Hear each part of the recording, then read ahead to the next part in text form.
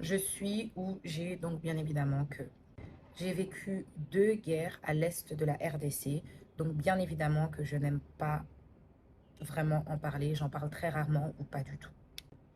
J'ai vécu 2 guerres à l'est de la RDC. La première guerre était en 1998 et la deuxième guerre était en 2003. Et bien évidemment que ces 2 événements ont changé ma vie et celle de ma famille. J'ai vécu 2 guerres à l'est de la RDC, donc bien évidemment que je compare toujours les bruits forts. Enfin, je n'aime pas les bruits qui sont semblables à des tirs de balles, dans le sens où je ne vais pas paniquer, mais je ne peux pas m'empêcher à penser que ça tire, même si clairement ça ne tire pas. J'ai vécu 2 guerres à l'est de la RDC, donc bien évidemment que j'ai goûté à la vie de réfugié politique. Et franchement, c'est pas cool du tout. J'ai vécu 2 guerres à l'est de la RDC, donc bien évidemment que mon cœur est en miettes quand je vois que ce sont des choses qui se passent encore aujourd'hui, quand je vois ou quand je réalise en fait qu'il y a d'autres enfants, des familles, des mamans et tout, qui continuent à vivre ces mêmes atrocités, voire même pire.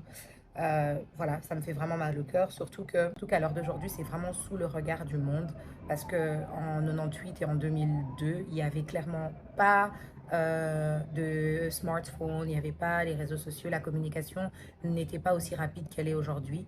Donc, il y avait peut-être une excuse, entre guillemets, mais aujourd'hui, il n'y a vraiment pas d'excuse. Se dire que ces gens sont en train de le vivre and the world is watching, ça me fait vraiment, ça me brise le cœur. J'ai vécu 2 guerres à l'est de la RDC, donc bien évidemment, quand ça part en débat sur Twitter, sur les réseaux, ce que parfois les gens disent, écrivent, surtout les gens qui sont détachés de la réalité, non seulement du Congo, mais plus précisément du peuple à l'est, ça me fatigue vraiment. Toute la situation me fatigue, la guerre me fatigue, les réactions me fatiguent, le silence me fatigue. Je n'arrive même plus à me mettre en colère à cause de ce qui se passe pour l'instant dans mon pays. Mais je suis vraiment, c'est juste fatigant. C'est clairement juste fatigant. J'ai vécu 2 guerres à l'est de la RDC, donc bien évidemment que cette vidéo, c'est ma manière pour en parler.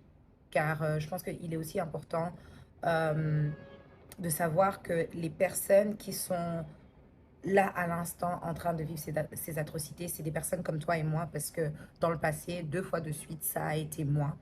Et aujourd'hui, je suis là, je vous en parle. Et ces gens-là, c'est vraiment, c'est pas si loin que ça. Goma, c'est à côté. Ces gens, c'est des humains.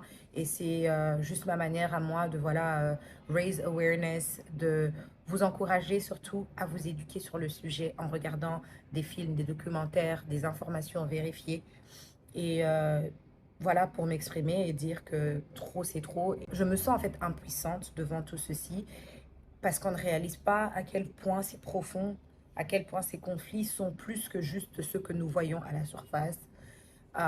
Et donc, c'est juste, voilà, c'est des situations qui me mettent vraiment hors de moi, plus dans la colère, mais beaucoup plus dans la tristesse. Et voilà, continuons à prier pour le Congo, continuons à espérer que un jour le Congo sera libre.